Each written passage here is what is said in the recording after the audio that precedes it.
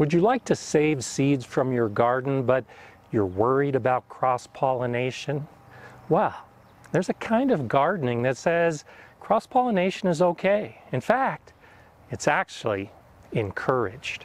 Join me today as I discuss Landrace gardening.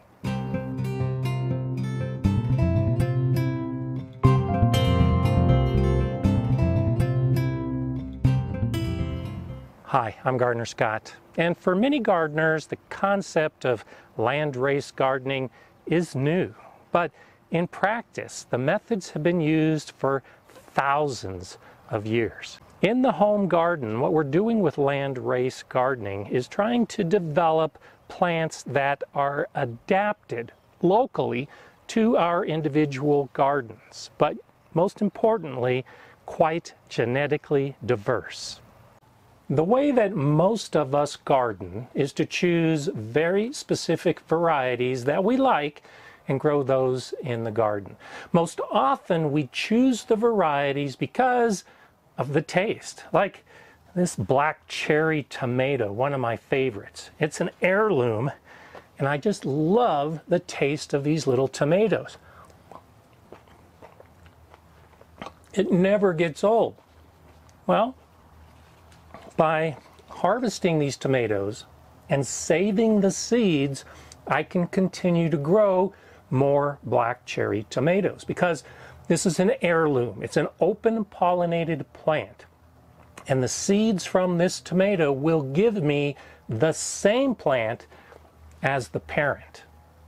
It's similar, but with an important difference. When I talk about this sun gold tomato plant, this is a hybrid, and I'm growing this plant again because I love the taste of these sun gold tomatoes. This too never gets old. It always tastes the same. I always get what I expect. But as a hybrid, if I save the seeds from this plant, there's no telling what plant is going to grow. So to keep growing the sun gold, I need to keep buying the hybrid seeds that will give me this plant. That's what we've all been told. Don't save the seeds of hybrid because you don't know what you're going to get. The resulting plant is not going to grow true to the parent. And when you're trying to get a very specific taste, like in the sun gold, that makes perfect sense. But landrace gardening is the complete opposite. It actually encourages the development of hybrids within our gardens because we don't know what we're going to get, and we're intentionally trying to get something that is different than the parent.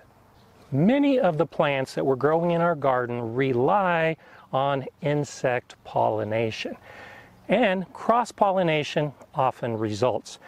In this bed right here, I'm growing delicata squash. In that bed right there, I'm growing Boston pickling cucumbers. They are not the same species, so they cannot cross-pollinate. But in this bed, I'm growing Black Beauty zucchini. It is the same species as the delicata squash. They are both Cucurbita pepo, which means they can cross-pollinate. And so this winter squash and that summer squash nearby are close enough that as insects fly back and forth, they can pollinate each other. It's important to recognize when we start talking about landrace gardening, we're talking about developing generations of seeds well into the future. So if these two plants cross-pollinate this year, it's not going to affect the fruit on either plant. But the cross-pollination will affect the seeds of the next generation. So by saving the seeds of some of the fruit on this delicata squash, it might have some genetics from the Black Beauty zucchini. And vice versa. I save the zucchini seeds, they might have some characteristics of the delicata squash.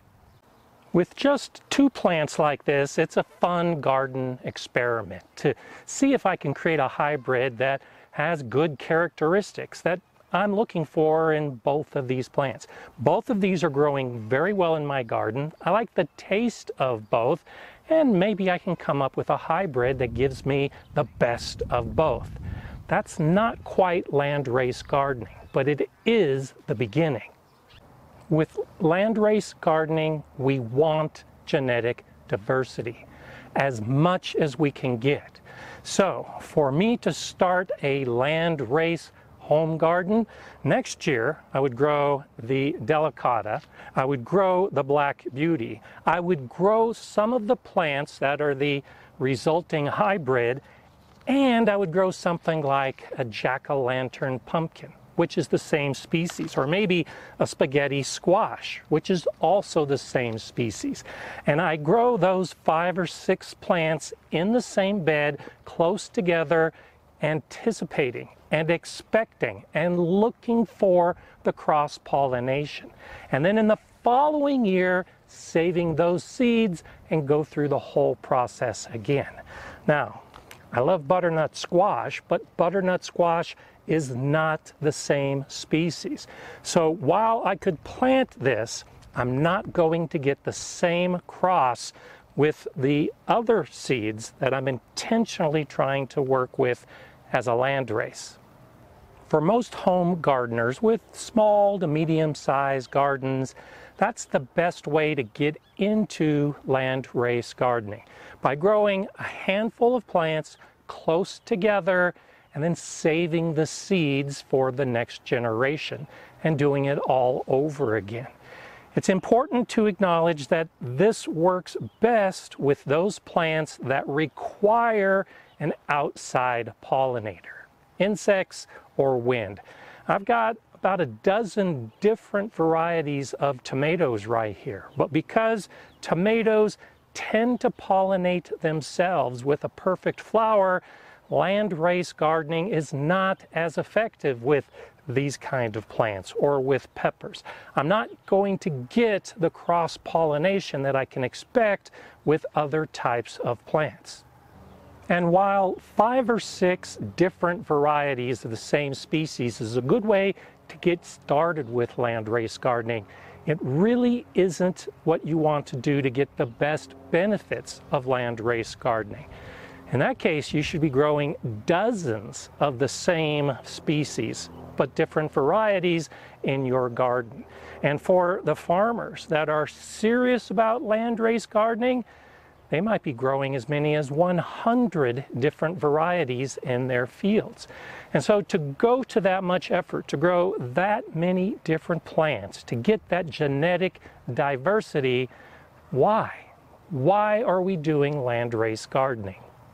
Well, this brings us back to what I mentioned in the beginning, developing locally adapted seeds. In other words, it's developing seeds that can handle the conditions in our garden.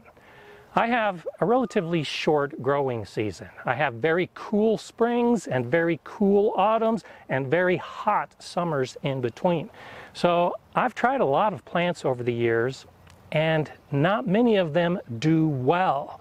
The plants I'm growing now are the plants that tend to do best in my garden. Well, by growing as many different varieties of a particular species as we can, we're exposing those plants to our climate and our weather conditions. And over time, nature will provide us the best solution to the weather and pests and all of the conditions that exist within our garden. Landrace gardening is you working with nature to provide a garden plant that grows best for you. And so by growing different types of squash and then saving the seeds and then planting those seeds, over time you can notice which plants do better than other plants. You save the seeds of the plants that do best. And in the next generation, you keep track of that again. There's a lot of record keeping involved with landrace gardening if you're serious about it. You keep track of what you like about the plant. Flavor is a big component, but it may not be the most important component. You may find a plant generationally down the line that grows in that cool spring and that hot summer and that cool autumn, producing prolific amounts of fruit that taste great and might even be able to fight off some of those pests.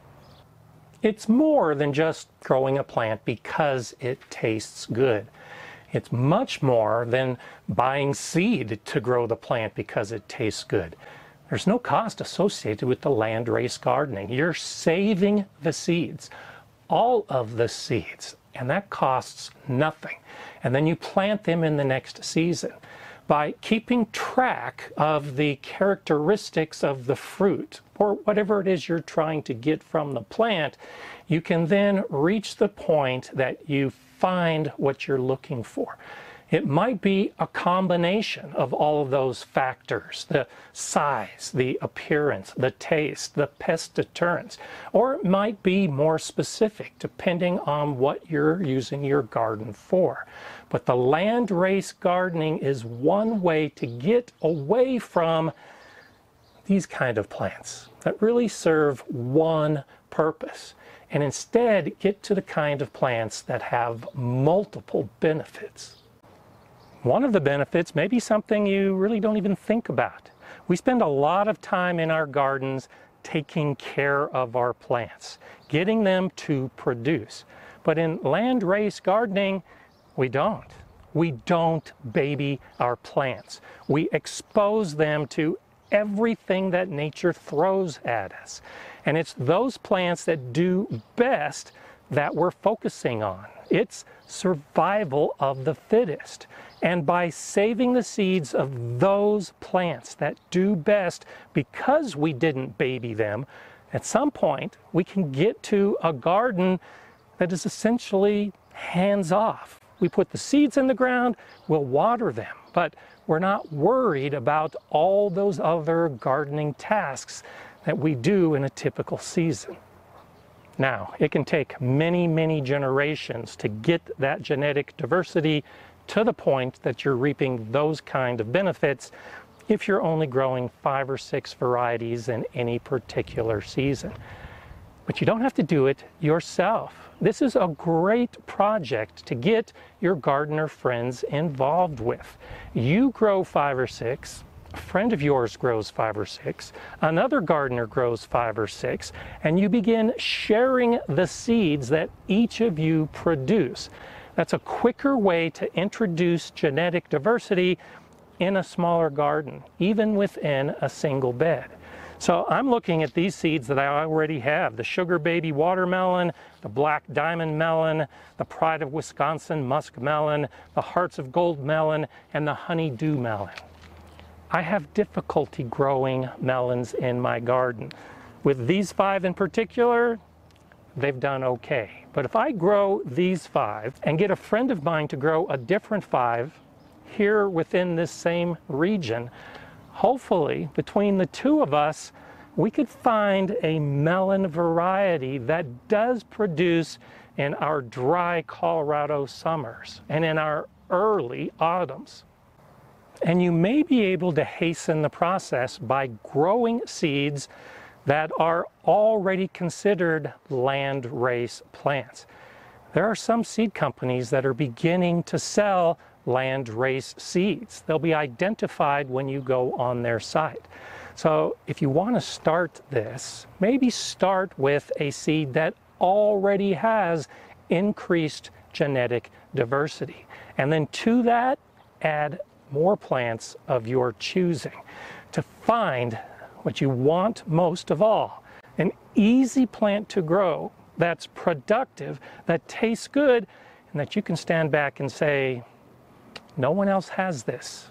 This is what's growing in my garden. I'm Gardener Scott. Enjoy gardening.